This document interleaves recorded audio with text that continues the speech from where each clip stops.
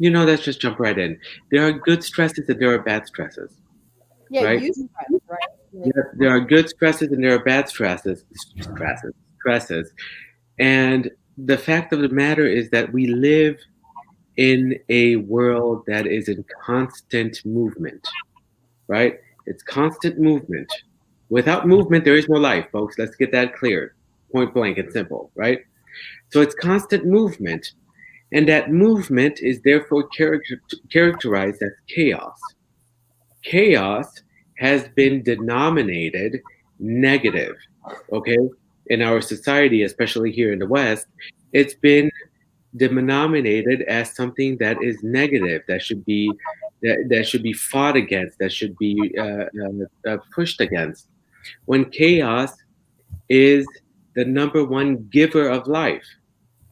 If you look at a sprout that becomes a beautiful orchid, before it becomes an orchid, it has to go through all of the dirt, the mud, and all the chaos that is in that is involved in that, in order to bloom into that beautiful orchid. What is uh, what are two cells that merge together in a bombardment called the Big Bang inside the body?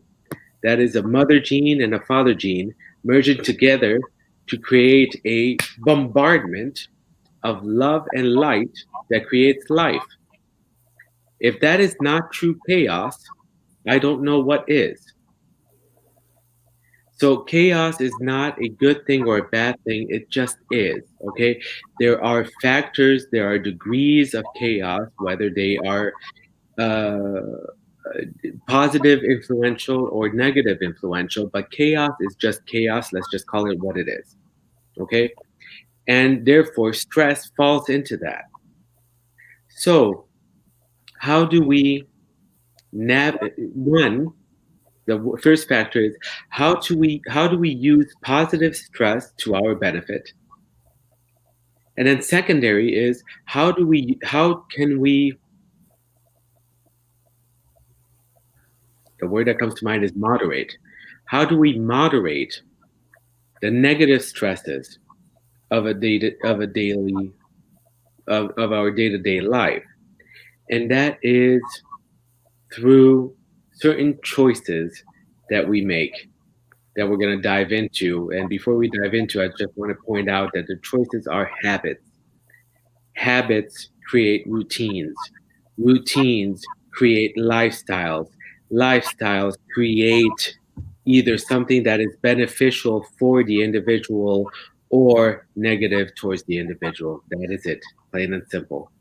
And we can dive into this more. I just wanted to be clear on the differences between good stresses and bad stresses, and how, since we live in this constant world of movement, which can also be categorized as turmoil, right? Within that turmoil comes growth. Within that growth comes birth, comes life. So essentially, without stress, there is no life. So if we change our behavior, our programming, to see that stress can be a good factor or a bad factor, then we will be better off. awesome. Chris? I agree with you 100%, JR.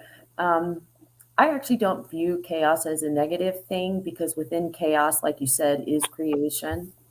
And when you can start to put together all the pieces in there, you see it as a perfect working actually machine. And the goal really is to learn how to move through stress as opposed to fight against stress, because that's typically what we end up doing. We end up internally in our head fighting against that stress as opposed to moving through that stress, because we're always going to have stress, like you said. Always. It's a part of life, it's part of change. Um, Once I figured out, oh, maybe I shouldn't fight against the stress, but rather move through it, right? Find ways to elevate my spirit and my soul when I am experiencing those intense moments of bad or negative stress, I became a much happier person because I quit holding on to it. Even if in the moment something happens and that big stress occurs, and man, stand in the middle of your living room and let it out. Yell at the top of your lungs as loud as you can for as long as you can if you need to. Heck, years ago, I hung a dang punching bag, a full-size punching bag in my basement because arsenic poisoning made me very angry.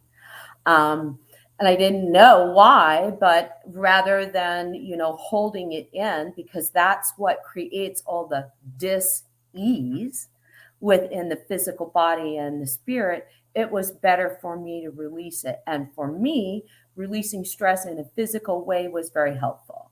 Whether it was down there, letting that punching bag have whatever tripped my trigger in the moment, or,